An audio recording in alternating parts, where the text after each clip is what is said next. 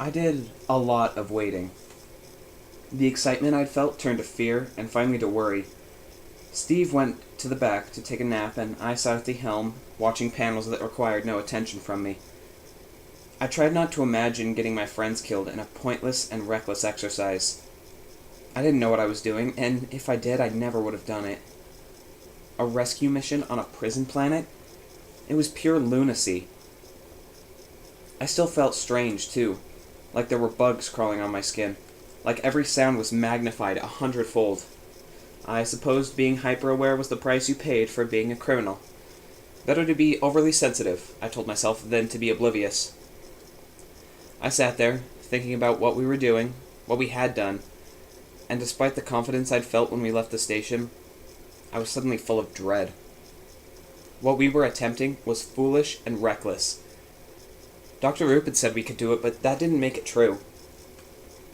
Charles came and sat next to me, and I didn't notice he was there until he asked me what was on my mind. I wasn't really in the mood to tell him my problems, but I figured I had nothing to lose, and he'd followed me this far. At the hearing, I told him, when the Phatic ambassador said there'd be no peace while I lived, I was thinking that's exactly like Star Trek 4, and how bad things would be if they became like Star Trek 5. Now, here we are. Does that make you Spock? Temret would be Ura. The girls are like Sulu and Chekhov, or something like that. Would Steve be Dr. McCoy? We're all old and lame. This is going to be a disaster. I have not seen that film, Charles said, but I do recall another American space adventure, in which the heroes must force their way onto an alien fortress. I believe in that one it was to rescue a princess. Do you know the story? Yeah, I said, sitting up, because I had seen it. The space adventure you refer to is called Star Wars Episode 4, A New Hope, and I think I've seen that one. But you're right, this totally works. I'm Luke, Steve is Han Solo. I mean, if you think about it, the original Han Solo was a lizard guy. This is too perfect. Tamret is Chewbacca in so many ways it's not even funny. You're Obi-Wan, so you're going to be struck down but become more powerful than we can possibly imagine, which I guess means you'll become a disembodied voice that gives pretty good advice. And the girls? Well, they're the droids, I told him. Which one is which?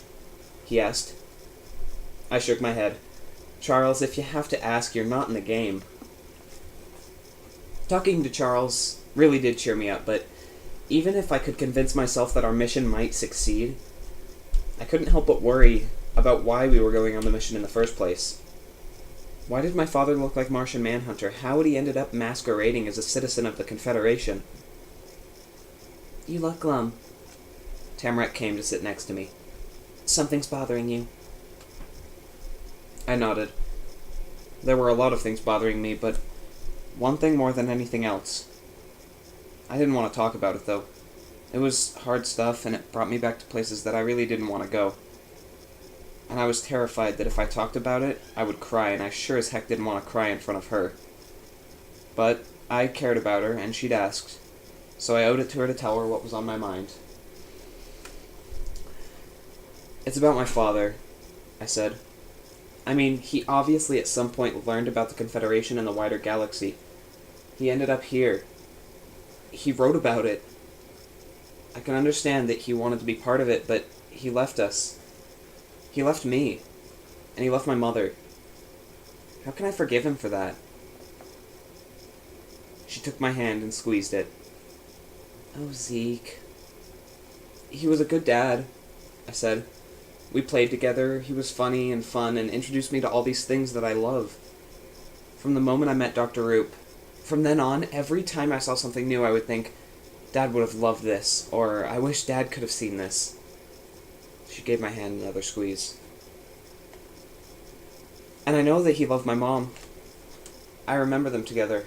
They were happy, and I know it wasn't an act. You don't know what I would give to see my father again, she said quietly. Either of my parents. I'm not sure I understand why you're so sad. Because he went away, I said. There was no explanation, no goodbye. He faked his own death and flew off to the Confederation. I understand why he would be tempted, but he still left us. How can I forgive him for that? Maybe he had no choice, she said. Maybe he was taken against his will.